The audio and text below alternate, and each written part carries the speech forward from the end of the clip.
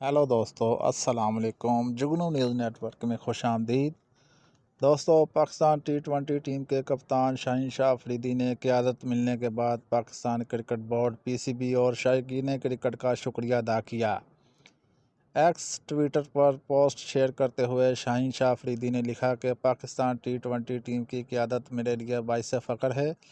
बहुत पुरजोश हूँ और पाकिस्तान क्रिकेट बोर्ड और शायकीन के एतमाद और हमायत का शुक्रिया अदा करता हूँ। उन्होंने लिखा कि मैं टीम स्पिरिट को बरकरार रखने और कौम का नाम रोशन करने की पूरी कोशिश करूँगा।